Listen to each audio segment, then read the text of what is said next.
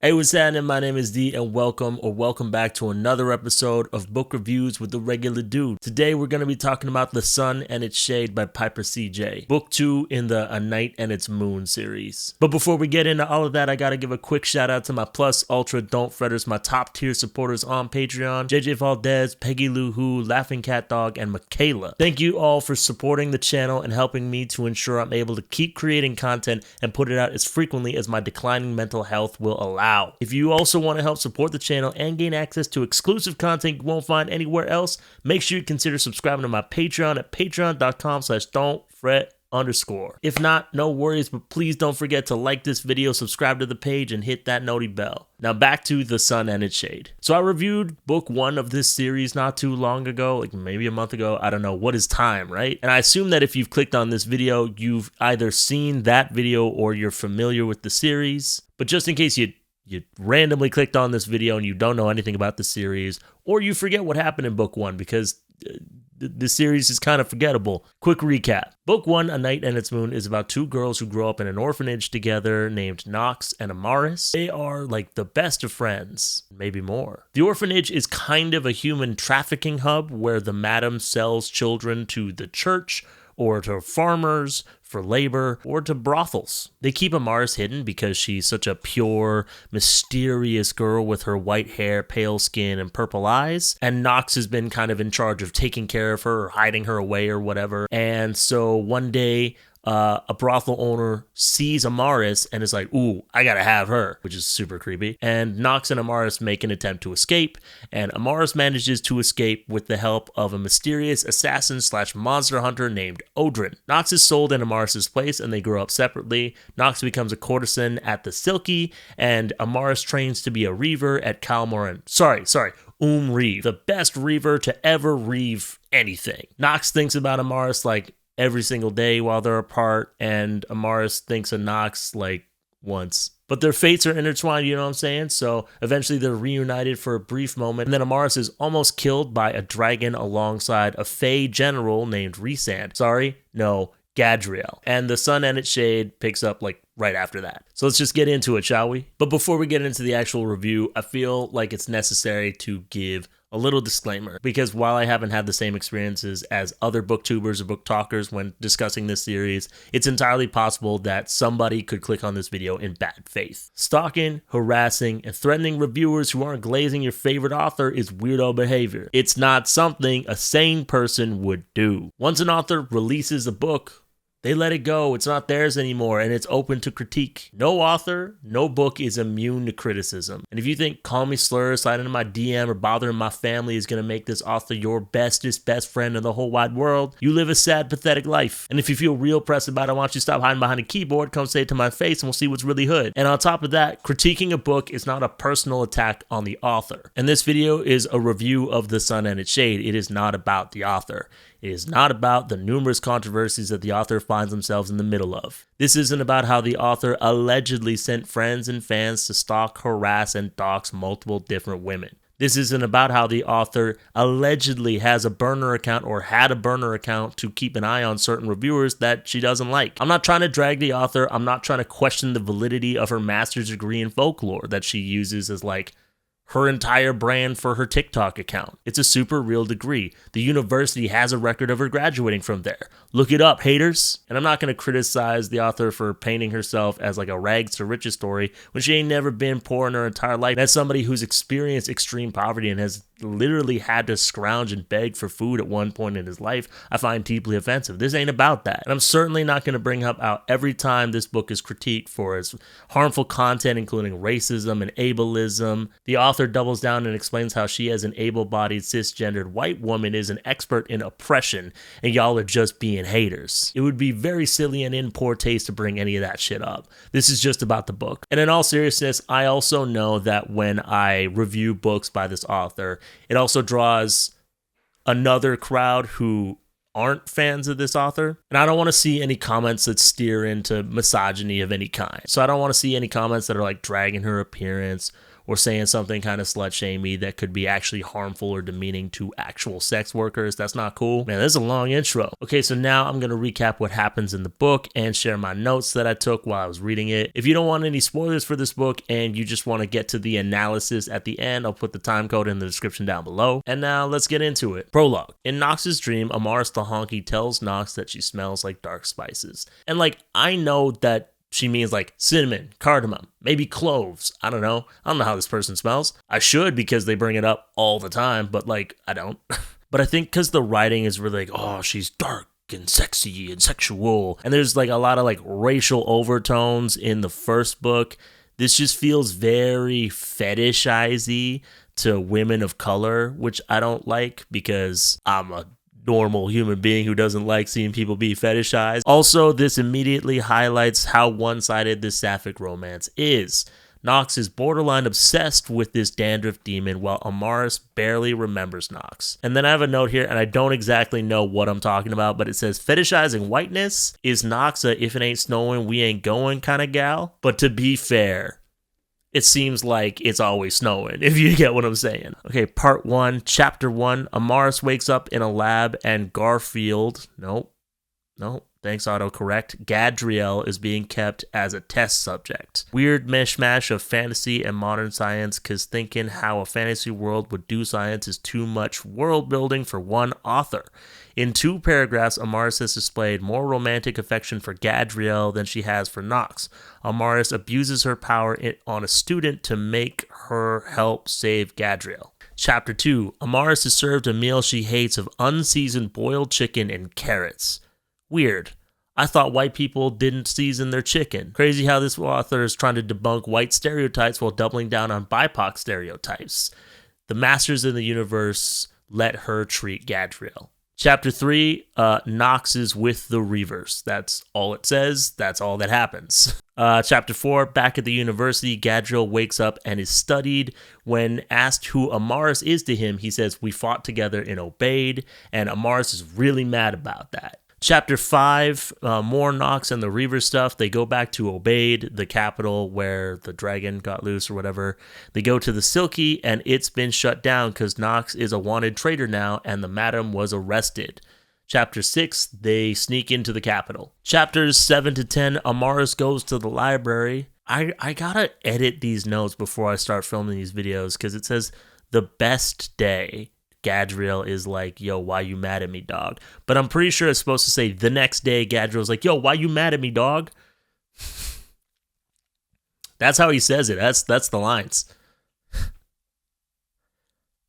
Amaris spits on his face, and he does the Nanami hair grab and says, spit on me again, and I'll cut your tongue out of your pretty little mouth. And Amaris kind of digs that. They go to a tower and they steal a magic orb from the first book, and there's dangerous magic shenanigans. They find the orb they were looking for, which puts them inside of a memory, and they learn that the curse was started because the queen and the Fae King from the north have beef, which I thought we already knew. Chapters 11 to 14, Nox and the Reavers find out the queen is on the move, and men in northern uniforms have been spotted outside Priory, which shouldn't be possible because of the curse. Everyone from the north is viewed as a Gimli, some kind of demon-looking motherfucker, I don't know. So they leave and use a magic watch, which is actually just the compass from Pirates of the Caribbean, to find these men.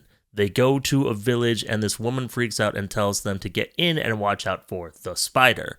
Then a spider-woman centaur thing attacks, the Reavers fight it, and it almost kills Malik. The inevitability lengthened like taffy is a bad line, says my notes, and I agree. The spider be whooping Reaver ass until Nox, who has no upper body strength, throws an axe at it like Jason Momoa, and Nox saves Malik with succubus magic and passes out. It's like mama birding life energy.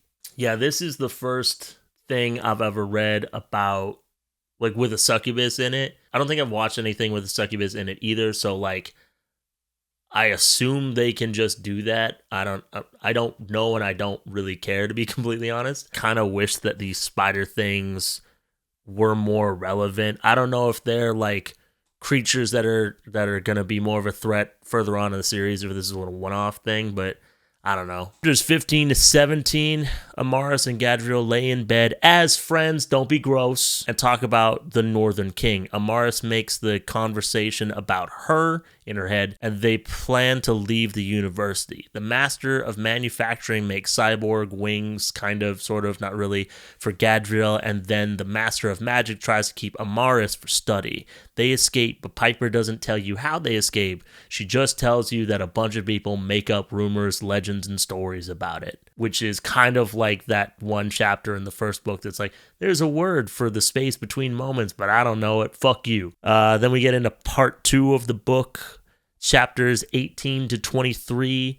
Nox and the Reavers spy on the men posing as Northern soldiers. The men are actually mostly children, and it turns out one of them is the bully from the orphanage that Amaris told to fuck off and keep fucking off until they get too far and then fuck off some more. The warband is tasked with destroying the temple of the goddess. The temple gets torn down, and Nox saves an apple from the tree of life. They go to a duke's estate to rest and clean up, and Nox bites the apple. Chapters 24 to 25, Amaris and Gadriel rob some dudes and are attacked by an actual Aginni, like the thing that all Northerners are perceived as, but this is a real one. And it accuses the general of knowing when and how Amaris is going to die, and some other shady stuff. Chapter 26 to 28, Nox has a dream, but it's actually memories from the Tree of Life. The princess is like, he knows and prayed for a savior and dies.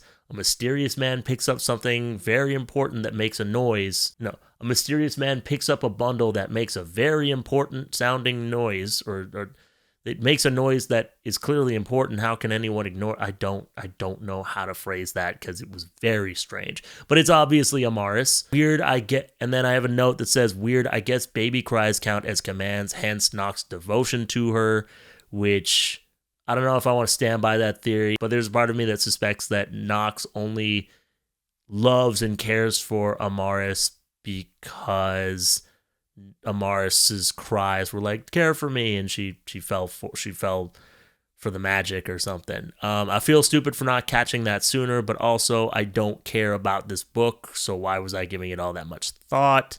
Malik wakes her up. Ash has the Duke give Nox a new axe, and she names it Moon. Nox is initially bad at throwing an axe, but masters it in an afternoon because we don't have time for a training arc. Gotta keep things moving, baby. Chapters 29 to 31. Amaris asks Gad about his powers, and he forces her to kill him. This part is really weird because it feels like sexually charged, and Gadriel blatantly ignores Amaris asking him to stop. And then after the fact, he establishes a safe word. But I'm already like, hey, if you don't care about no before a safe word is established, this is weird. Then they fly away, and when they land, Amaris goes to sleep, and Gadriel suffocates her. Amaris creates a shockwave in a feat of Herculean strength. Then I have a note here that says, why Greek mythology if Greece isn't a thing? And then Gad's like, good job. There's weird mounting sexual tension, and I will never get over how weird the centuries-old shadow being is attracted to barely legal teenager trope is. Like, I don't care if they look 25, it's still weird. 25 to 18, I think, is still, like, too big of a gap. It's just odd. And oddly enough, before I finished this book, I watched the Book Leo's video on, like, a deep dive on shadow daddies, or as we call them on this channel, edgy shadow boos.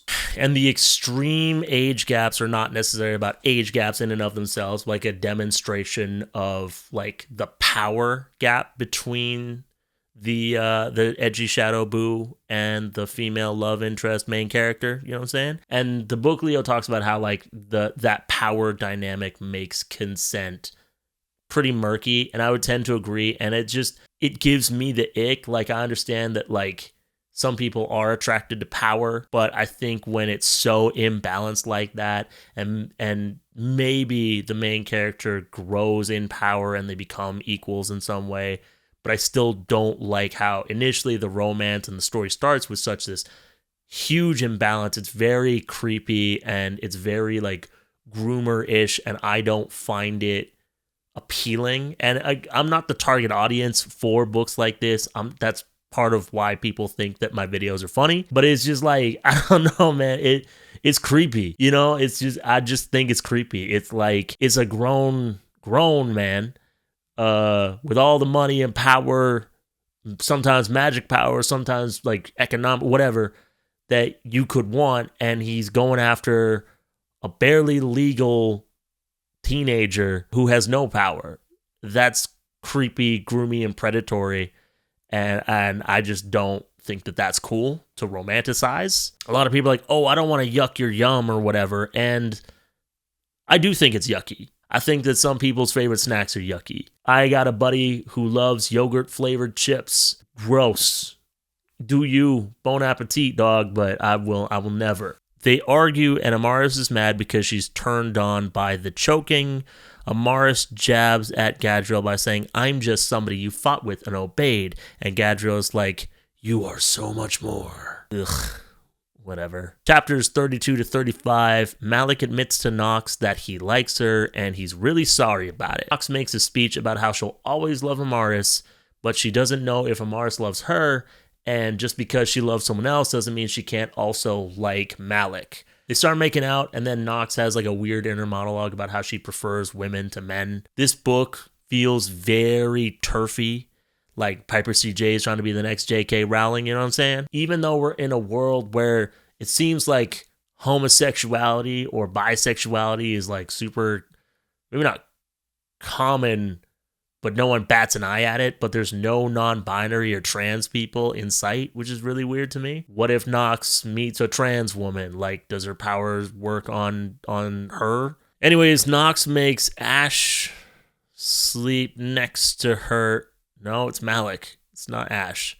I get them confused a lot. Nox makes Malik sleep next to her while she eats from the apple again and sees the Onyx Priestess, which, by the way, this being the only black character, I don't like this name. Onyx Priestess, who spoke to Amaris in the first book. I hate that name. Give her an actual fucking name. Or maybe the head priestess. Or the priestess the priestess with the blue dress. Or something a little less on the nose and charged. Because I just don't think that this is coming out the way it's not coming out the way you want it to. Anyways, this priestess gives birth to a baby that looks as though she would bring potato salad with raisins to the cookout. Just kidding. She's never getting invited to the cookout. Just kidding. It's Amaris. Chapter 36, Amaris and Gadriel make it to Rascot and they meet Yaslin.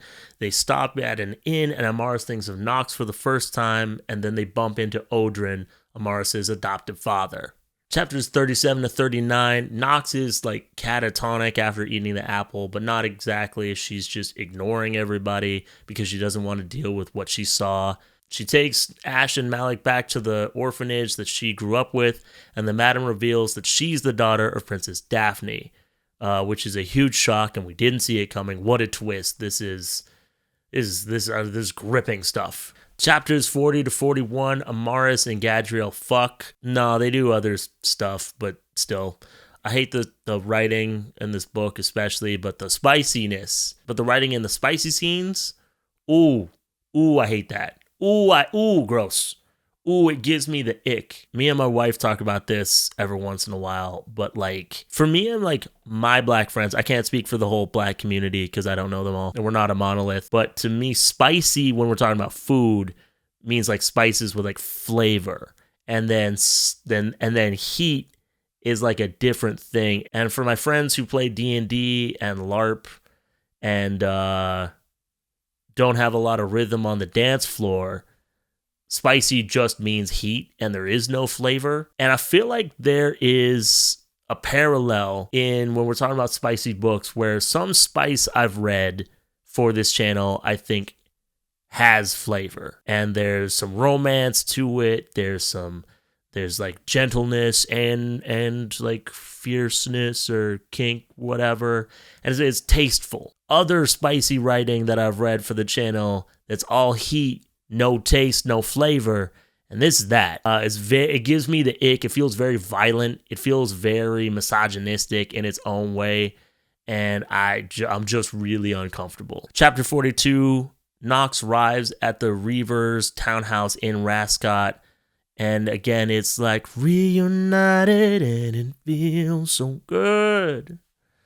And they sleep together and declare their love for each other. And it's very grandiose and over the top because there's been no chemistry between these characters. There's no chemistry. There's just a chemical reaction explosion. But they've like never been around each other for more than like 5 minutes since they were children. And so I don't get how they have this like deep, deep, deep love for each other. So I don't know. It's gross. It's weird. In chapter 43 to the end, Yaslin secretly sent word to the king that Amaris is in Rascot. A year prior to the story, Northerners kidnapped a priestess who they tortured and interrogated, and she spilled all the beans. Because she doesn't know that snitches get stitches. Knox reveals that she's the daughter of Princess Daphne, and turns out that makes her the... I can't believe I made this mistake. I didn't check to see how much storage was left on my SD card before I started recording this video, and I ran out of storage space, and the video stopped recording.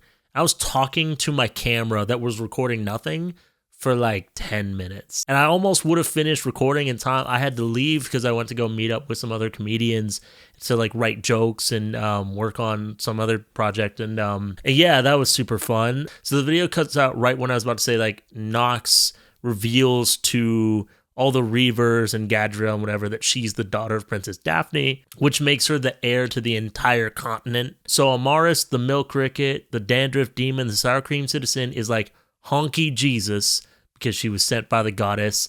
And also, real quick, super fucking strange that this Onyx priestess is like the carrier for Amaris, but Amaris comes out like as white as she is. Again, this is like the only other woman of color character introduced in this series, and she's just used to like carry this baby, which has a lot of other undertones in it. Like, it's not even the mammy stereotype because she doesn't like raise Amaris or anything. It's just using black women's bodies to further a white agenda, quite literally. And that's fucked up, dog. And then Knox is like double queen or whatever. So they're both like the most special to ever be special. And I don't know. Amaris gets brought to the fairy king, and he's like, you're the last thing that Daphne gave me. You're my child also, and you're going to be my weapon. And Amaris is like, yo, fuck that, dog. And then he's like, okay, bet. And then he has Odrin, her dad, brought in, and he cuts his head off. And then he's like, I'm going to do the rest to all your friends. Don't make me do this. Also, this isn't even me. This is because of the queen. So he's a lunatic, but I'm not really buying it. You know, like, I'm not intimidated or compelled or even remotely interested in this character. I think in order to write a compelling, insane character, you have to have a deeper understanding of the human mind and mental health, and that's just not reflected in the writing. So then Amaris is like, fine, I'll help you. Let my friends go right now. And so they leave to go wage war on the south, and the other Reavers and Gadriel are set free, and they plan to put Knox on the throne of both kingdoms and restore balance like Aang from Avatar: The Last Airbender.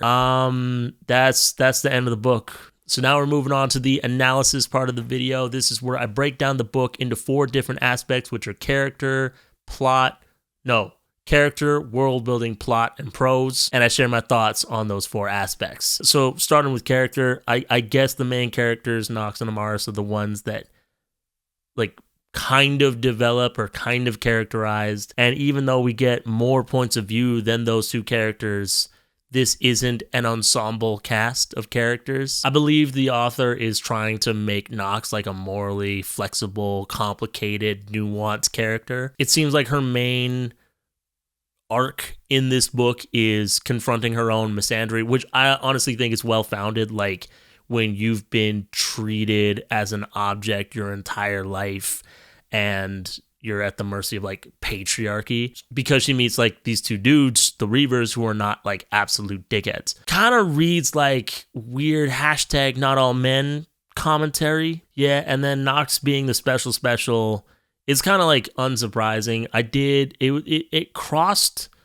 the line of being very hard to believe for me when the book itself says this character has no upper body strength but is somehow able to throw an axe with enough force to impale this monster that other characters couldn't cut with swords. She's had no fighting experience but somehow is more instrumental in the defeating of this monster than these two highly trained monster hunters. They're getting their ass beat and she just flukes and whatever. And like even mastering throwing the axe in like an afternoon, I don't know.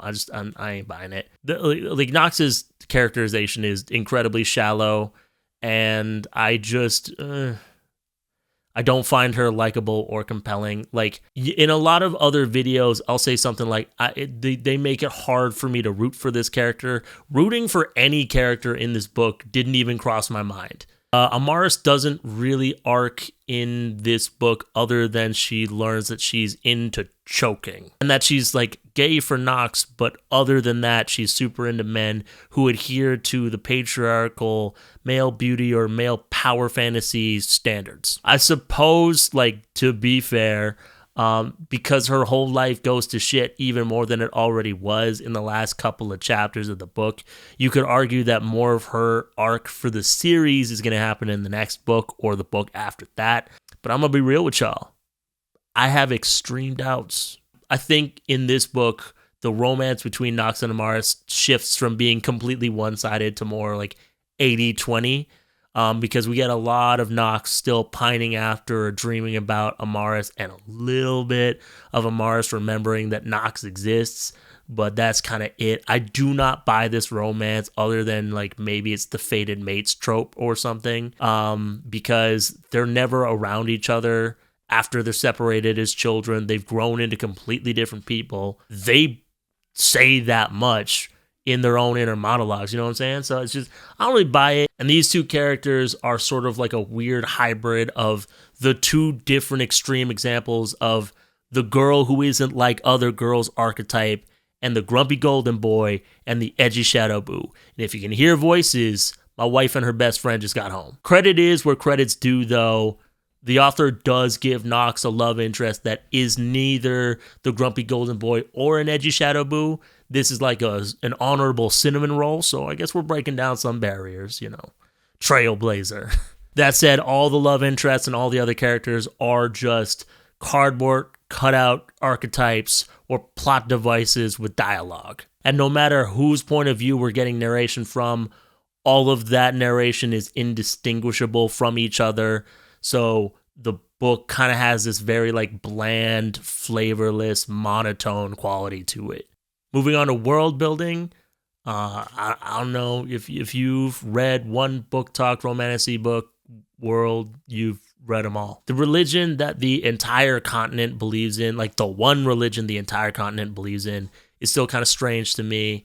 And it's kind of curious to me that the author leans very heavily on every character believing this, buying into it, knowing all about it, but has not like gone into depths as to like how it impacts either nation that we've gone to or how it like works. Like, what is this religion? Don't really know, other than men aren't allowed in the temples.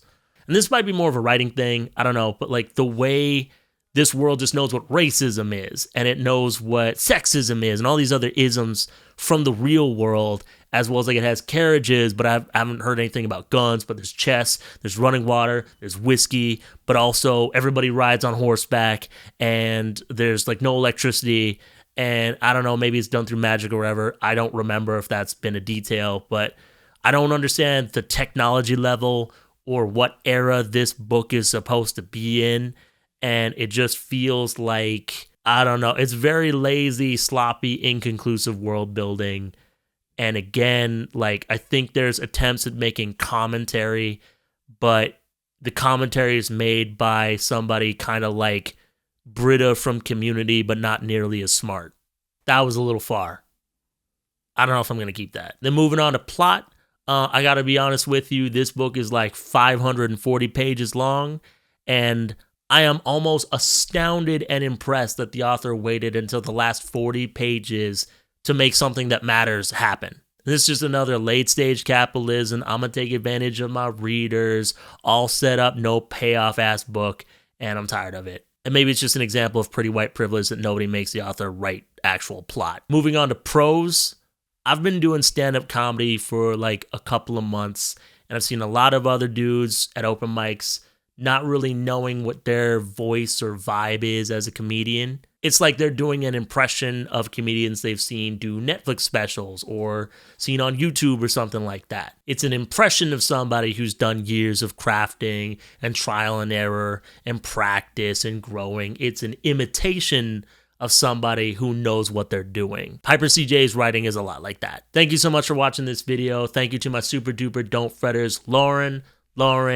Desi, Cassie, Oliver, and Shade. You are helping to ensure I'm able to keep creating content and put it out as frequently as I can. I keep fucking this up. I'm not doing this again, so if this comes out bad, I don't even care.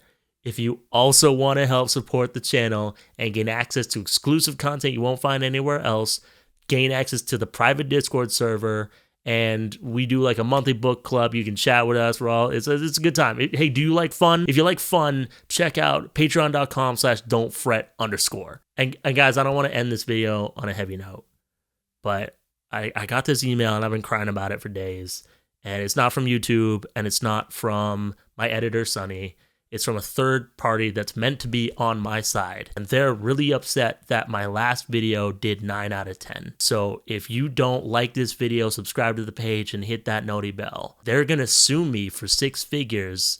And I don't even have $6.